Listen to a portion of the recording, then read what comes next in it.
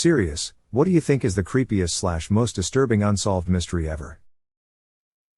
The Cleveland torso murderer. From 1935 to 1938, there was a serial killer who chopped off the heads and appendages of 12 to 20 people and left their torsos for people to find. The famous detective Elliot Ness was on the case, and the killer taunted him by leaving 2 torsos within full view of his office. The killer was never identified, nor were the majority of the victims. Honestly, the Cape Intruder isn't disturbing, just weird as hell. Technically not unsolved since everyone can guess what happened to her, but it's one of the creepiest in my opinion. Alyssa Turney was a teenager who disappeared in 2001. Her stepfather, Michael Turney, was obsessed with her. He stalked her at work, put cameras in the vents to spy on her, and made her sign contracts to say he never molested her. Michael picked her up from school early on May 17, 2001, and she's never been seen since. Her half-sister, Sarah Turney, has an amazing podcast called Voices for Justice which explains the case in detail, and because of her, Michael Turney was arrested in August 2020. The death of Rebecca Zahau has stuck with me. Zahau's nude body was found hanging from a balcony, with her wrists and ankles bound and hands behind her back. Her death was ruled a suicide. As if that wasn't strange enough, 2 days prior to her death, the 6-year-old son of her boyfriend fell down a staircase and died. His death was ruled an accident. There's a lot to read about this case, and I highly recommend it if you're into true crime. I can't remember his name, but there was a case of a college-age young man, Brian I think is his first name, who was reported missing after a night out. There's security camera footage of him entering a bar, but absolutely no footage of him leaving. Like he went into the bar and just flat out dropped off the face of the earth. The last I knew, he's never been found and nobody knows what happened to him. Ada, Brian Schaffer, who went missing from Columbus, Ohio. Thanks, Reddit. Also Ada, since it keeps coming up, the bar was on a 2nd floor at that time with only one public entrance/exit. The police extensively reviewed all the security camera footage. Brian and everyone else who was there that night was seen on camera entering the bar. Everyone, except for Brian, who was at the bar that night, was seen on camera leaving the bar, which would nix any theories that he left wearing different clothes/disguised as someone else/mixed in with a crowd. In the early 80s, all within 18 months of each other, 3 paperboys in the Des Moines, Iowa area all went missing during their morning route. The cases have never been solved. There are theories ranging from a pedophilia ring, an ex-employee who was a creeper kidnapping them, and even a lone wolf type situation. It's a bizarre case that has baffled Iowa for years.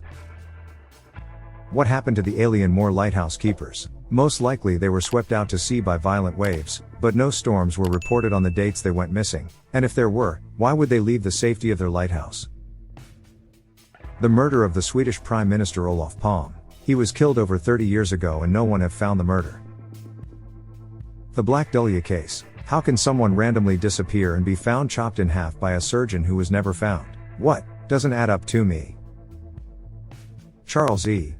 Peck. He passed away in a train accident but kept calling loved ones after he died. Can't figure this one out. Just yesterday my colleague told me a personal account of a kidnapping of her friend. This happened when colleague and her friend were 10 years old. One day, instead of going straight home, as they usually did, they went to the store to buy some candy. When they left the store, some guy stopped them. He started talking to the friend all like, "Your dad sent me to take you home. I totally know you since you were baby." Blah blah blah. Heavily paraphrased, but you get the gist of it. So the friend got convinced that he really is there to take her home, so she agreed to go with him. This guy also offered ride to my colleague as well, but she refused, and so this guy just drives up with a friend. There was a police search and everything. 25 years has passed since then and no trace of her was ever found. Colleague thinks that he picked her friend specifically because they were athletes at the time and the school put their photos in the newspaper quite often. The West Mesa Bone Collector. The bones of dozens of women were found at a construction site, no other clues. What happened to Pedro Lopez? He is one of the most prolific serial killers in history, and claims to have murdered over 350 women and girls. Since his release in 1998, his whereabouts are currently unknown. The case of Adam immediately came to mind. Unidentified male child whose torso was discovered in the River Thames in London, United Kingdom, on September 21, 2001. Dubbed Adam by police officers, the unidentified remains belonged to a black male, around 4 to 8 years old, who had been wearing orange girl shorts. The postmortem showed that Adam had been poisoned, his throat had been slit to drain the blood from his body, and his head and limbs had been expertly removed. Investigators believe the child was likely from southwestern Nigeria, and that several days before his murder, he was trafficked to the United Kingdom for a Muti ritual sacrifice. To date, nobody has been charged with Adam's murder, and his true identity remains unknown. I remember watching the Unsolved Mysteries episode about a person in 1977 who would send creepy anonymous letters to random folks in a small town, actually threatening ones, too. The sender started by mailing up a woman and telling her, if I remember right, that they knew she was cheating on her husband with a superintendent, something she vehemently denied. Then they threatened her husband by saying he'd be in danger if he did not stop the affair. The couple decided to take it upon themselves to hunt the sender down. That ended with the husband dead in his crashed pickup truck. The sender kicked the wife while she was down by leaving threatening signs along her bus route, at least one of which had an actual booby trap on it. They found and arrested a suspect, but it's still unknown today if he's the actual sender. He denies it. The idea that somebody has been quietly studying your life just so they could begin to anonymously blackmail you, or make up a rumor to blackmail you with, is pretty damn scary. Addendum, in 2021, a forensics professional claimed that the police were right all along and the suspect who was released by then was the sender. But the massive hole in her claim is how he was still able to write letters during his time in prison. Not necessarily the most creepy or disturbing thing I know of, but it was close to me. A friend I went to school with from 6th-12th grade was driving home when a car pulled up next to his and the driver shot him in the head. Killed him instantly. This was about 7 years ago. No one has any idea why or who the shooter was. No one has ever said anything. He had no enemies, was universally liked, never hurt anyone. He was 20. Our community is not large. Someone knows something but has never come forward. Real shame. Had a bright future. Alicia Navarro. She went missing, presumably after sneaking out to meet with a man she was talking to on Discord. It's creepy because of how real it is. As a naive girl who met up with guys I befriended online as a teenager, I just cannot stop thinking about how goddamn lucky I was. Jessica Chambers. She was set on fire in her car and had gasoline poured down her throat.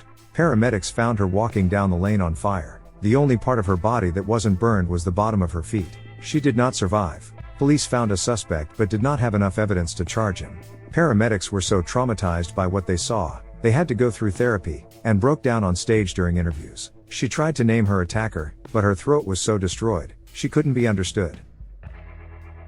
The Las Vegas mass shooting is the worst such event in our nation's history, and law enforcement basically told us nothing. In 1969, a student was killed in the stacks of the library at my old college, Penn State, and was found with a singular stab wound on her chest. It wasn't even late or anything, and while there were many suspects, no one was ever arrested for it. It's insane how someone could kill a person in broad daylight at a major university, and get away with it. It's not really anything super crazy, in comparison to other stories here. It's just weird to me personally because I would always study there and I didn't find out about it until after I graduated. In my opinion, it's the city of San Francisco train derailment that occurred in Hardin, NV on August 12, 1939. The train, run by the Southern Pacific Railroad at the time, derailed at a bridge over the Humboldt River at a speed range of 60 to 90 miles per hour. The accident resulted in 24 fatalities and multiple injuries. Days later, investigators discovered tools at the bottom of the Humboldt River, determining that the wreck was caused by sabotage of the rails. Boy in the Box, 1957 Philadelphia. Warning, graphic details. This story just makes me so sad and sticks out to me as a true crime junkie, especially with the recent case of a child being found in a Las Vegas suitcase that is still under investigation. Basically, a young boy whose age was estimated to be 3 to 7 years old was found in a box naked and mutilated with bruises on the side of a road in Philadelphia. It was strange because the boy appeared to have been very malnourished, but was recently groomed, haircut, fingernails all trimmed. He was covered in scars, some surgical, suggesting he had previously been taken care of. Evidence suggests he was taken care of by a possible parent/guardian before he was taken into custody of his abuser. Cause of death determined to be blunt force trauma. How anyone could do something like this is just foul and disturbing to say the very least. The worst part is, it's just a big mystery, almost nothing to go off of. There wasn't anyone matching his description reported missing. There wasn't any record of this kid, his pure existence was a mystery. Nothing came of the case, even all these years later. There were some leads but they didn't result to much, despite heavy media coverage and a search to find who this boy was. Some theories include that his parents did this to him, which would explain why he was previously in good condition. Then they never reported him missing after they killed him. And back then it was easier to not have record of a child that probably or wasn't born in a hospital. That he was a victim of sex trafficking. The cleaning and grooming of him before he was dumped wasn't to pay some sort of respect to him, but to remove of evidence that might have been on his body, or any defining features like his hair. What happened to him? And who did this? Why the box? Why was he kept malnourished? but haphazardly groomed before being dumped on the side of the road. Who is he? The missing Sodder children and the fact the parents received a supposed photo of one of the boys years later.